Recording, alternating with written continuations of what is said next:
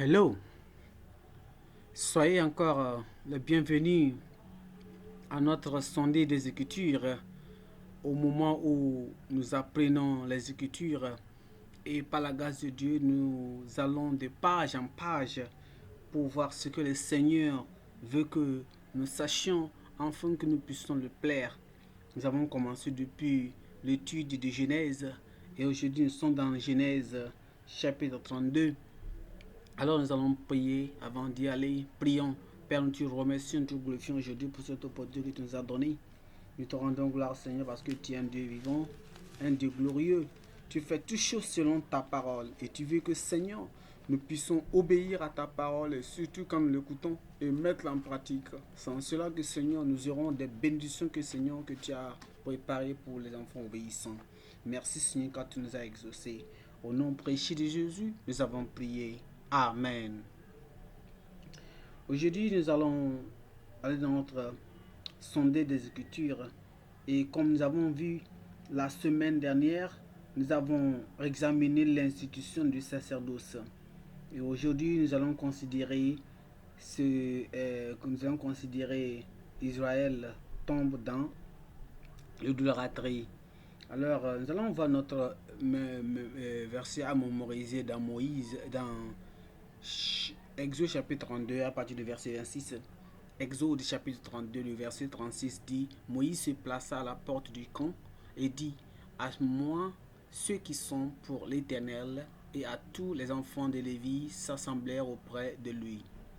Moïse se plaça à la porte du camp et dit: À moi, ceux qui sont pour l'Éternel, et tous les enfants de Lévi se rassemblèrent auprès de lui. Amen. Notre texte se trouvera ou se lisera dans Exode chapitre 32, à partir du verset 1. Jacob poursuivit son chemin et, s'il vous plaît, de Exode, désolé, je lisais Genèse chapitre 32, plutôt Exode chapitre 32. Le peuple, voyant que Moïse tardit à descendre de la montagne, s'assemblèrent autour d'Aaron et lui dirent: Allons, fais-nous un Dieu qui marche devant nous. Car ce Moïse, cet homme qui nous a fait sortir du pays d'Égypte, nous ne savons ce qu'il est devenu. Aaron leur dit: ôtez les anneaux d'or qui sont aux orteils de vos femmes, de vos filles et de vos filles et de vos fils, et apportez-les-moi. Et tous ôtèrent les anneaux d'or qui étaient à leurs oreilles. Et ils les apportèrent à Aaron, et il les reçut de leurs mains, jeta d'or dans un moule, et fit un veau en fonte. Et ils dirent: Israël, voici ton Dieu qui t'a fait sortir du pays d'Égypte. Lorsqu'Aaron vit cela, il bâtit un autel devant lui, et il s'écria: Demain il y aura des fêtes en honneur de l'Éternel. Le lendemain, ils levèrent de bon matin, ils se levèrent de bon matin, et ils firent offrir des holocaustes et des sacrifices d'action de grâce. Le peuple s'assit pour manger et pour boire, puis ils se levèrent pour se divertir. L'Éternel dit à Moïse: Va, descends, car ce peuple, que ton peuple que tu as fait sortir de ton pays et du pays d'Égypte, s'est corrompu. Et ils se sont promptement écartés de la voie que je leur avais prescrit. Ils se sont fait un veau en fonte, et ils se sont prosternés devant lui, et ils lui ont offert des sacrifices, et ils ont dit: Éternel, Israël, voyez, c'est ton Dieu qui t'a fait sortir du pays d'Égypte. Il dit à Moïse: Je vois que ce peuple est un peuple au cou roide. Maintenant laisse-moi, ma colère va s'enflammer contre eux, et je les consumerai, mais je ferai de toi une grande nation. Moïse implora l'Éternel, son Dieu, et dit: Pourquoi, ô Éternel, ta colère s'enflamme-t-elle contre ton peuple, et tu as fait sortir du pays d'Égypte, car une par une grande puissance et par une main forte. Pourquoi les Égyptiens diraient-ils, c'est pour leur malheur qu'il les a fait sortir, c'est pour les tuer dans les montagnes et pour les exterminer du dessus de terre. Reviens à l'ardeur de ta colère et répands-toi du mal que tu veux faire à ton peuple. Souviens-toi, Abraham, d'Isaac, d'Isaïe et des serviteurs auxquels tu as dit, en jurant par toi-même, je multiplierai votre postérité comme les étoiles du ciel, et je donnerai à vos descendants tout ce pays dont j'ai parlé, et ils le posséderont à jamais. Et l'Éternel se repentit du mal qu'il avait déclaré vouloir faire à son peuple. Gloire à Dieu. Ici nous voyons comment les enfants d'Israël, après que nous avons vu Dieu a donné comment il doit bâtir le sacerdoce, le temple et les éléments qui doivent constituer le temple. Et maintenant Moïse est allé sur la montagne. Et c'est en allant sur la montagne qu'il était sur la montagne convenant avec le Seigneur que Israël a commis. Ils ont vu que Moïse durait et tardait à revenir. Alors, ils n'ont pas eu la patience d'espérer et de espérer patientement au retour de leur maître, de leur chef, de leur leader. Ils sont allés, ils ont opportuné, impressionné Aaron à faire une idole pour eux, pour qu'ils adorent. Vous voyez, et l'Éternel était vraiment enflammé. Mais Moïse était un bon leader à intercéder, à prier concernant pour le pardon de ce peuple. Nous voyons que quoi? C'est la raison que nous voyons, c'est la même chose ici. Le voyage d'Israël du Canaan a été bien nombreuse, a été rempli de nombreuses tentations, d'épreuves et de triomphes, même de ravir. Ils ont vu de beaucoup de revers. Les revers ont été occasionnés par leur propre désobéissance constante au commandement de Dieu. Le récit dans notre texte que nous présentons aujourd'hui est l'une de leurs nombreuses mésaventures et tendances idolâtres qui se cachèrent dans leur cœur. Vous voyez, pendant que Moïse était parti sur la montagne pour recevoir la loi, c'est-à-dire les 10 commandements, le peuple a mis pression sur Aaron pour qu'il fasse quoi? Un Dieu pour qu'ils adorent. L'action de leur action les a amené à un jugement tellement divin. Bien que Moïse a prié pour eux en leur faveur, mais beaucoup d'entre eux moururent et allèrent dans leur tombe, de mourir et allèrent dans leur tombe prématurée. Ils sont morts prématurément. Ça dit que quoi? Dieu déteste l'idolâtrie sous forme de toute forme d'idolâtrie.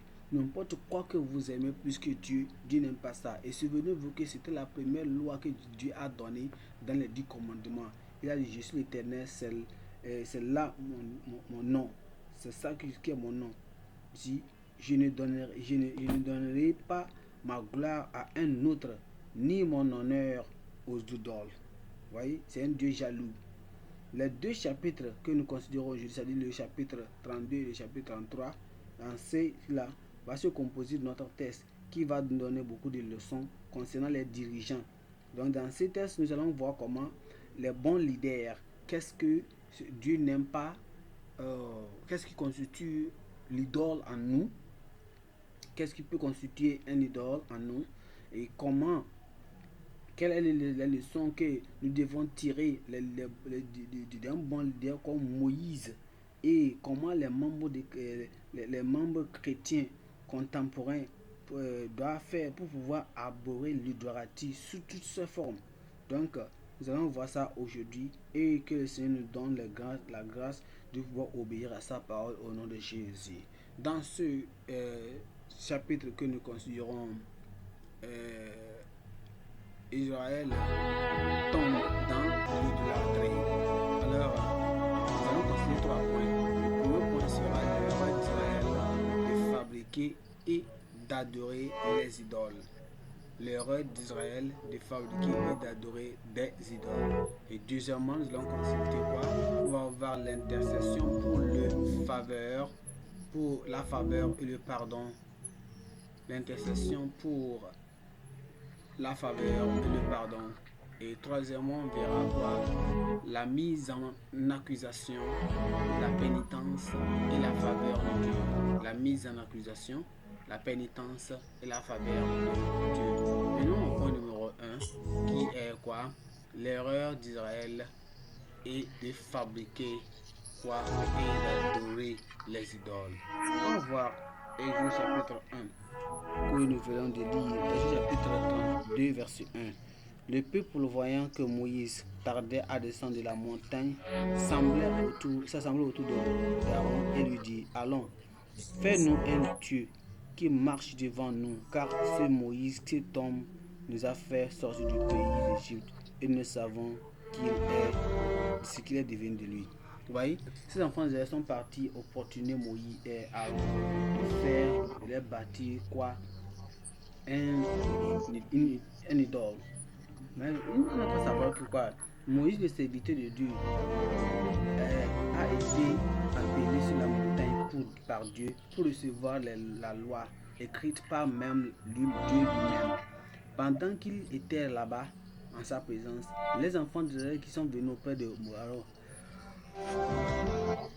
ils ont impressionné, ils ont poussé, ils ont dit: allons, fais-nous un Dieu qui marchera devant nous, car ce Moïse, cet homme qui nous a fait sortir du pays d'Égypte, nous ne savons ce qu'il est devenu de lui. Vous voyez, malheureusement, dans ces choses-là, quand ils sont venus auprès de Aaron a succombé à leur pression. Vous voyez, il a eu peur parce qu'il croit que ces enfants-là, les enfants d'Israël, vont le tuer. Oui, c'était mieux de mourir dans la justice que de compromettre. Alors, est devenu un complice du péché pour provoquer la colère de l'Éternel. Plutôt que de rejeter leurs demandes, il a fait quoi? Il a facilité leur voyage vers l'idolâtrie. La demande impie d'Israël était en violation claire du premier commandement que Dieu les avait donné concernant l'idolâtrie. Parce que dans Exode chapitre 20, le verset 3 et 4, qu'est-ce que la Bible a dit là-bas? Dieu a dit que tu n'auras pas d'autre Dieu devant moi et tu ne te feras aucune image gravée, ni aucune ressemblance de quoi que ce soit qui est dans le ciel et d'en haut, même et dans les mêmes, sur la terre et en bas, et qui est dans les yeux, dans les eaux et même sur la terre.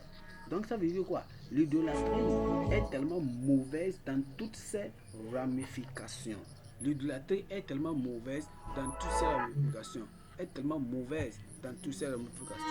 Elle expose quoi? La folie et la faiblesse de l'homme lui-même qui est pratique. Donc ça veut dire quoi? Quand quelqu'un pratique l'idolâtrie, qu'est-ce que cela signifie que la personne fait? On voit que celui qui se donne à l'idolâtrie, premièrement, on voit que cette personne fait quoi? Premièrement, va régner. Ça veut dire que cette personne renie, n'accepte pas, ne croit pas à l'existence du Dieu vivant, du seul Dieu vrai et vivant. Vous voyez ça là? Esaïe, les gens qui reconnaissent les serpents d'idoles ont nié par leur acte que Dieu est vivant. Deuxièmement, celui qui le fait, ça dit quoi? Il déshonore celui qui est gouverneur sur toute la terre, c'est-à-dire le Dieu de la terre et du ciel. Troisièmement, le culte des idoles dévalorise notre être. Parce que Dieu a dit quoi? Il nous a créés à l'image de Dieu. Et quand nous le faisons, nous sommes à l'image de Dieu, de ces idoles. Nous sommes maintenant à l'image de Dieu, dans lesquels nous avons été créés. Vous voyez ceci? Alors, quatrièmement, ceux qui revendiquent aux côtés du Tout-Puissant envahissent la force la plus puissance de Dieu sur la terre et dans le ciel. Gloire à Dieu. Donc, cinquièmement, l'idolâtrie maudit. c'est la perdition éternelle. Je n'ai pas perdre au nom de Jésus. Sixièmement, faire le comble de la folie, de l'idiotie, de l'idiotie et même de l'insouciance.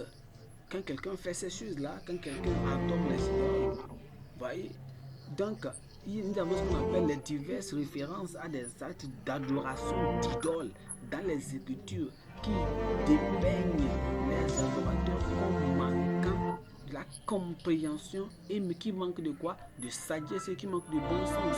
Ceux qui adorent les idoles. Pourquoi vous adorez des idoles et ce sont des monuments en terre, en argile, en bois, sculpturés de quoi là? Et ces choses ne peuvent pas parler. Ils n'ont pas de, ils ont des bouches, mais ils ne peuvent pas manger. Ils ont des oreilles, mais ils n'entendent pas. Ce sont seulement que des esprits diaboliques qui y sont. Alors, septièmement, étant inanimé, incapable de bouger, vous voyez ce que je suis en train de dire? Étant inanimé, incapable de bouger, incapable de parler, incapable d'entendre, incapable même de sentir et de manger. Le culte des idoles doit être dénoncé dans toutes ses ramifications. Vous qui vous prosternez devant ces idoles, ces bâtons, ces monuments, ces images taillées, ces images sculpturées, et vous pensez que vous êtes en train de prosterner devant eux, ils ont la bouche, ils ne peuvent pas manger, ils ne peuvent pas se bouger, ils ont des pieds, ils ne peuvent pas marcher, ils ont des oreilles, ils ne peuvent pas entendre. Et tous ces choses-là ont été désignés par l'homme lui-même. Vous qui vous prosternez devant eux, vous êtes plus qu'un fou, vous êtes plus qu'un homme qui est insensé. Vous voyez, ça veut dire quoi? Quelqu'un qui manque de la compréhension, quelqu'un qui manque de la sagesse et de bon sens. Que le Seigneur nous donne la grâce au nom de Jésus. Et la Bible nous dit que quoi? La Bible nous dit que la colère de Dieu se révèle du ciel contre toute impiété et toute injustice des hommes qui retiennent injustement la vérité captive. Vous le connaissez, alors il ne faut pas aller à là. Mais quand nous voyons ceci, quoi? Aaron lui-même a cédé à la pression des gens. La société a abaissé le niveau de la parole de Dieu. Est-ce que vous êtes pasteur? Est-ce que vous êtes ministre? Est-ce que vous êtes enfant de Dieu? Est-ce que vous êtes prédicateur? Vous êtes évangéliste? Vous êtes enseignante de la parole de Dieu? Et que à cause de la pression du monde social, à cause de la société, à cause de la famille, à cause des choses qui se trouvent dans ce monde, alors vous avez la pression de je ne peux pas, si je pense on va me tuer, je vais mourir. Non, continuez, Dieu éternel va vous protéger. Faut pas succomber à la pression comme Aaron l'a fait. Aaron a tombé. Dieu merci que c'est la prière de Moïse qui l'a sauvé. Sans compte, peut-être qu'il devait mourir avec ceux qui se sont morts entre eux. Que le Seigneur nous aide chez vous. Par conséquent, le Seigneur a été en colère contre le peuple et a fait quoi? A déterminé, il s'est déterminé à détruire. Mais c'est la prière de ça et la supplication de Moïse. Il ne l'a pas fait. Que le Seigneur nous aide au nom de Jésus. Point numéro 2 rapidement. On va voir l'intercession pour la faveur de Moïse. L'intercession pour la faveur de Moïse. L'intercession. Donc, on a l'intercession pour la faveur et le pardon. La prière de Moïse. Qu'est-ce que Moïse a fait? Moïse a prié pour le peuple. Il a intercédé. Il a prié que Dieu ne puisse pas, parce qu'il est l'âme qui pêche, elle qui mourra. Et Dieu a voulu punir immédiatement à regarder ce que le Seigneur a dit. Moïse a prié pour le peuple. Il a prié pour le peuple. Il implora le Seigneur pour le peuple. Lisons de Exode chapitre 32, à partir du verset 8. L'Éternel dit à Moïse, descends car ton peuple, regardez ici, l'Éternel lui-même s'est il s'est retrait de cette vie. Il n'a même pas dit mon peuple, il a dit ton peuple. Il a donné, vous voyez maintenant ça, mais il n'est plus encore le père de ce peuple. Que je prie que dans nos péchés, l'Éternel ne va pas nous oublier au nom de Jésus. Regarde ton peuple. Va car ton peuple que tu as fait sortir du temple d'Égypte. Regardez, que Moïse lui-même a fait sortir, s'est corrompu. Puis se sont promptement écartés de la voix que je les avais prescrites. Ils se sont fait un faux fond et ils sont portés devant lui et ne leur fait sacrifice de crainte. Et voici, il a dit, il va les détruire. Il va les détruire. Maintenant, il dit, voici le verset 10, il dit quoi? Maintenant, laisse-moi ma colère s'enflammer contre eux, et je les consumerai et je ferai de toi une grande nation.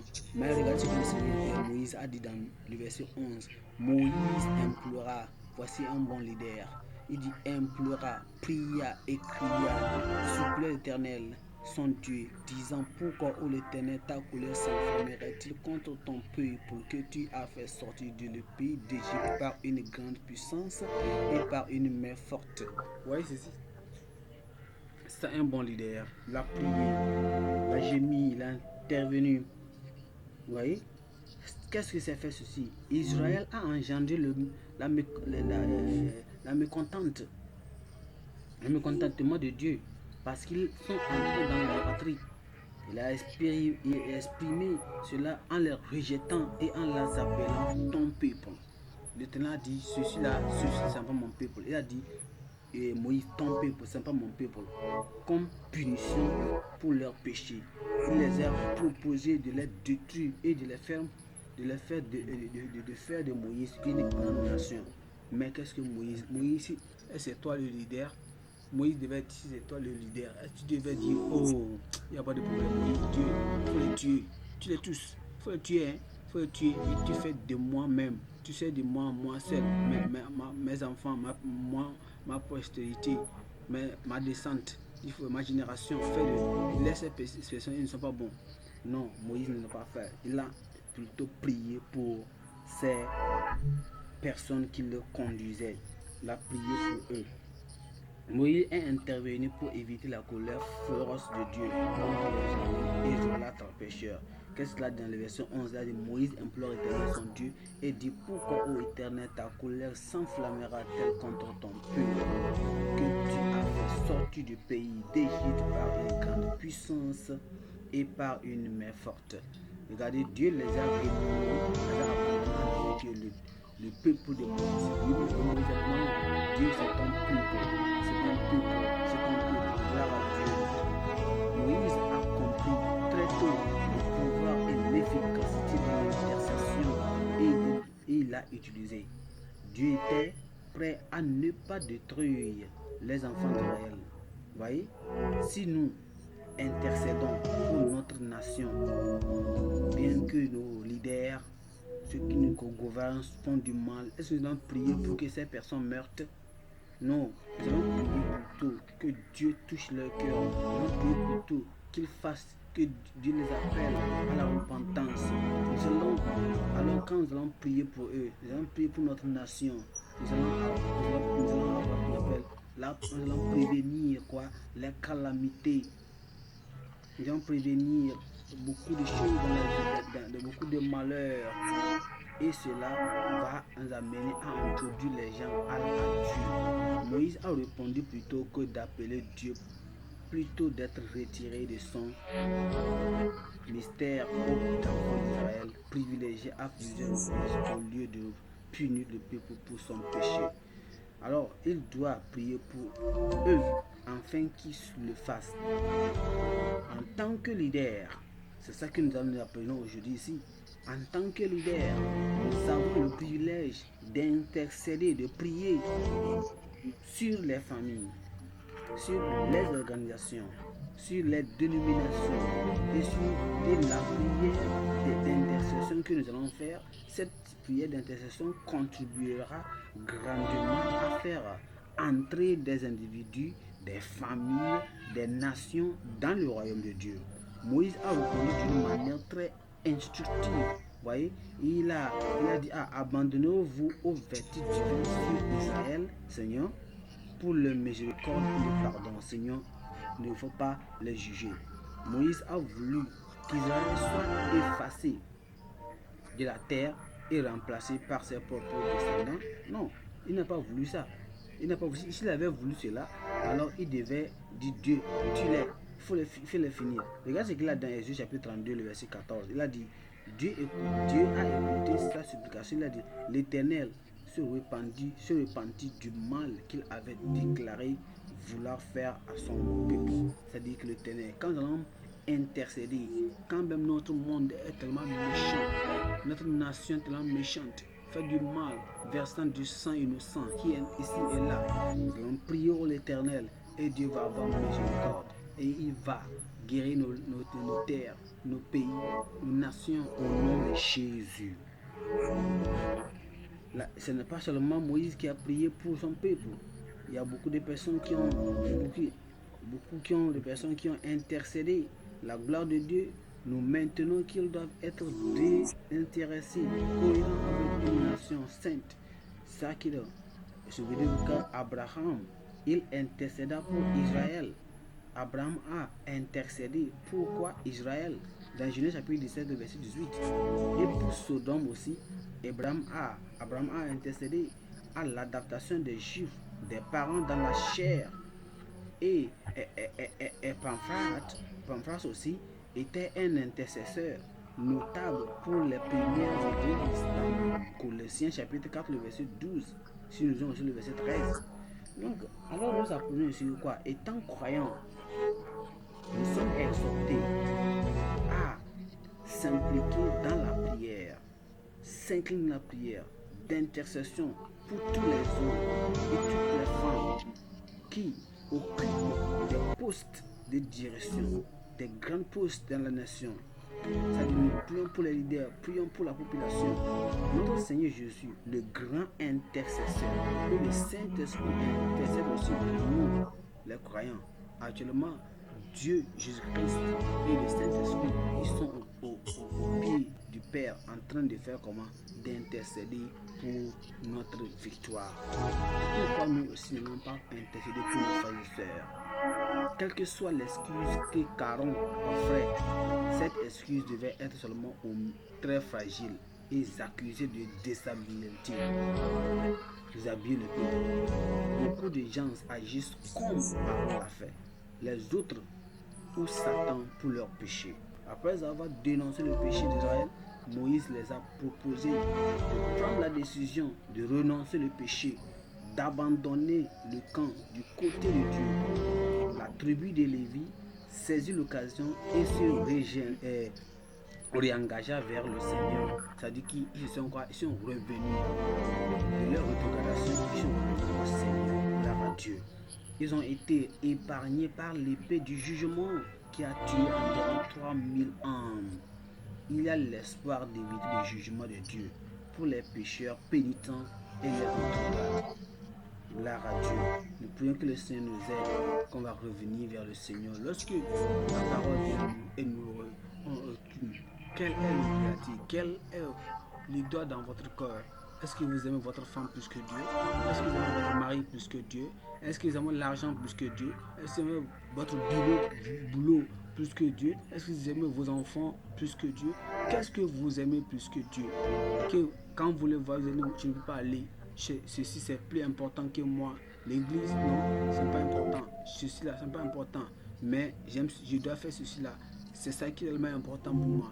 La chose que vous aimez plus que Dieu, la chose que vous adorez plus, quand il y a la parole de Dieu ici, vous choisissez ceci. Et vous avez un habit, et cet habit que vous portez, on vous dit c'est pas bien. Vous le portez, vous montrez votre nudité devant moi. Quand je porte cela, je me sens bien, alors je ne peux pas le laisser. La boisson, le soda, pourquoi cela, je ne peux pas le faire. Non, c'est ce qui est bon, l'alcool, c'est ça que j'aime. J'aime les femmes, j'aime ceci, j'aime cela, je ne peux pas le laisser. C'est ça que j'aime. Ce sont des idoles pour toi. Que le Seigneur nous aide à repentir au nom de Jésus. Point numéro 3. Point numéro 3, on considère la mise en accusation, la pénitence et la faveur de Dieu. La mise en accusation, la pénitence et la faveur de Dieu. Voyez ceci dans Exode chapitre 32. Lisons le verset 33. Exode chapitre 32. Lisons le verset 33. Le verset 33, 32-33. La Bible dit ceci. Il dit: l'Éternel dit à Moïse, c'est celui qui a péché contre toi et que j'effacerai de mon livre. Chapitre 33, le verset chapitre 33, le verset 3. Montre vers ce pays où coule le lait et le miel. Moi, je ne montrerai point au milieu de toi, de peur que je ne te consume en chemin, car tu es un peuple au goût roide. Vous voyez? Après avoir déclaré la résolution de s'occuper de toute personne pécheresse, le Seigneur se confère au peuple d'Israël comme un peuple. Comme un peuple. Ce n'est pas son peuple, c'est un peuple. C'est un peuple. Un peuple. Au cou roide. Au cou roide. L'image d'un peuple déterminé à faire sa propre volonté. Ce peuple a monté vers le pays où coule le lait et le miel. Et Dieu a dit quoi? Quand ils vont monter, Dieu a promis d'aller avec eux jusqu'à la terre promise. Maintenant, à cause de leur péché, il a dit, moi, dans Exode chapitre 33, je ne monterai point au milieu de toi, de peur que je ne te consume en chemin, car tu es un peuple roide. Je prie que le Seigneur ne s'énerve jamais de nos actions et il va laisser sa compagnie envers nous, sa présence envers nous, sa protection envers nous. Cependant, cette indication n'est pas seulement limitée à Israël, mais c'est la nature humaine de l'homme non régénéré, non changé, non transformé, qui est à la racine de toute rébellion comme le commandement de Dieu. Bien contre le commandement de Dieu. Il est instructif d'examiner certaines des pertes qu'Israël a subies à cause de leur idolâtrie. Il est tellement important qu'on doit savoir qu'il est tellement instructif d'examiner certaines pertes qu'Israël a subies à cause de leur idolâtrie. Quand ils ont fait l'idolâtrie, ils ont perdu beaucoup de choses. Les promesses que Dieu les avait données, certaines ont été supprimées. Premièrement, leur bénédiction a été prématurément abortée, c'est-à-dire ôtée, supprimée. La joie, c'est une bénédiction. La bénédiction attendue ont été perdues alors qu'Israël doit poursuivre son voyage sans lui. Dieu a fait sur terre quoi? Sa présence, sa bénédiction, qui ne sera pas venue avec lui encore. Il ne va pas les conduire encore. Deuxièmement, le commandement de Dieu à Moïse de faire comment? De partir et de monter. Par conséquent, toi et le peuple que tu as enlevé hors du pays. Qu'est-ce que cela veut dire quand Dieu a dit ceci? Cela veut dire que quoi? Cela montrait que Dieu a abandonné le peuple entre les mains de quoi? De Moïse. Dieu n'était plus encore là-bas. Mais Moïse est un homme qui ne peut voir le lendemain et ce qui est du demain de ce Dieu. Mais Dieu qui voit ce jour a dit, je me laisse à cause du péché. Cela dégrade leur enfant et leur sécurité. Qui viendra, Dieu qui devait combattre leurs ennemis. Est-ce que c'est Moïse qui les a fait délivrer des mains des Égyptiens quand ils voulaient traverser la mer Rouge? Non, c'était Dieu. Alors si Dieu les avait laissés en ce moment par là, vous voyez qu'ils devaient tous être tués par les Égyptiens. Mais Dieu a abandonné ça pour leur dire, je ne peux aller avec eux parce qu'au cours de leur péché, ils m'ont regardé, ils m'ont renié, que je supplie encore Dieu pour eux. Car personne, aussi pieux ou juste soit-il, ne peut prendre la place de Dieu. Personne, aucune idole, aucune autre personne, aucune autre chose créée par Dieu lui-même. Troisièmement, bien que Dieu a toujours assuré de tenir sa promesse de leur donner la terre promise. Quand ils ont commencé, quand ils ont fait le péché, ils ont fait le il les a refusés de réconfort particulier et l'assurance de sa présence divine dont il avait joui. Alors, nous prions que le Seigneur nous aide, qu'on n'a qu'à savoir que Dieu veut que nous fassions des choses, et on va s'épargner du péché, du idolâtrie. Et en faisant cela, Dieu amènera de grandes bénédictions pour nous au nom de Jésus. Tout en constituant se replacer dans la faveur divine. Moïse profita de l'occasion pour demander qu'on lui montre la gloire de Dieu. Il voulait une révélation de Dieu plus élevée que celui qu'il avait connu. Sa demande à l'acceptation divine quand Dieu a dit, l'Éternel répondit, je ferai face passer devant toi toute ma bonté et je proclamerai devant toi le nom de l'Éternel et je fais grâce à qui je fais grâce et je miséricorde à qui je fais miséricorde. Ici on voit quoi? En accédant à la demande de Moïse, le Seigneur l'a montré, l'a modéré en ne permettant que la vision limitée de sa gloire que la faiblesse d'un mortel pouvait vraiment supporter. Le fait que le Seigneur ait accédé au désir de Moïse, vraiment ici, Moïse a demandé de voir la gloire de Dieu. Et la Bible nous dit que quoi? Moïse c'est la seule personne qui a vu Dieu. Et même ça, il n'a pas vu Dieu complètement de toute sa gloire à cause de la gloire de Dieu. Et Moïse qui était un homme mortel dans la chair, c'était bien notre corps mortel ne peut pas voir Dieu, ne peut pas appréhender, après voir la gloire de Dieu. Non. Avant que quelqu'un aille au ciel, la personne doit être changée, transformée avant d'y aller. Parce que ce corps ne peut pas envisager, ne peut pas vraiment supporter ça. Alors Dieu a fait comment voir seulement que sa vision, une petite vision de lui. Et Dieu a passé, il a vu se mettre. Et Moïse n'a pas pu quoi. Moïse a tombé par terre. Il n'a pas pu continuer à voir cela. Ça veut dire que quoi? Si cela, Moïse a demandé à voir la gloire de Dieu et Dieu l'a fait, cela nous enseigne quoi? Cela nous enseigne que lorsque nous cherchons à marcher plus étroite et plus intime avec Dieu, malgré nos expériences avec lui dans le passé, même cela, si cela signifie nous mettre dans un creux de rocher, afin de nous punitions y résister, Dieu le fera. Souvenez-vous ce que l'apôtre Paul a dit dans Philippiens chapitre le verset 10. Il a dit quoi? Il a dit qu'il a enfin de connaître Christ et la puissance de sa résurrection et sa communion et de sa souffrance en devenant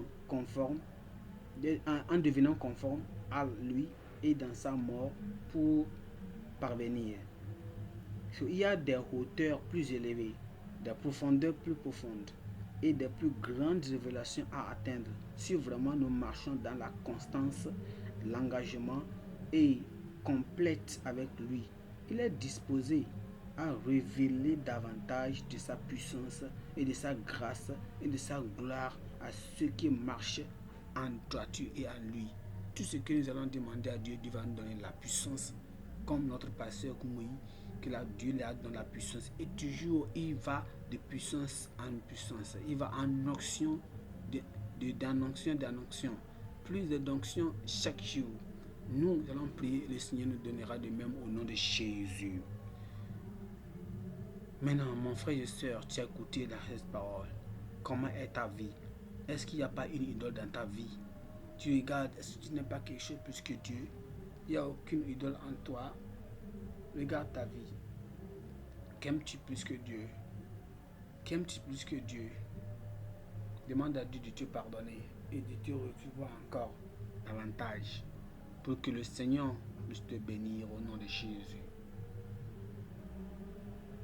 Demande à Dieu. Étant leader, enfant de Dieu, qui que ce soit, et si tu pries pour ta nation, tu pries pour les frères pécheurs, frères et sœurs pécheurs, ou bien tu demandes à Dieu qui n'a qu'à mourir, malgré leurs péchés, leur mal qu'ils font. Père, nous te remercions, nous te remercions aujourd'hui pour cette opportunité. Nous te bénissons parce que nous savons que Seigneur, tu es un Dieu grand. Et Seigneur, tu nous montres aujourd'hui, Seigneur, nous, tous nos péchés, pardonne-nous. Tous les péchés de l'idolâtrie, pardonne-nous. Aide-nous, Seigneur, à éviter le péché de l'idolâtrie. Au nom de Jésus. Nous prions, Seigneur, aide-nous à être des enfants d'intercesseurs. Aide-nous comme Abraham, Moïse, et me fasse. Prions pour les autres, intercéder pour les autres. À la fin, Seigneur, l'honneur et la gloire te sera donnée au nom de Jésus. Merci, Seigneur, car tu nous as exaucés. Au nom précieux de Jésus, nous avons prié. Amen.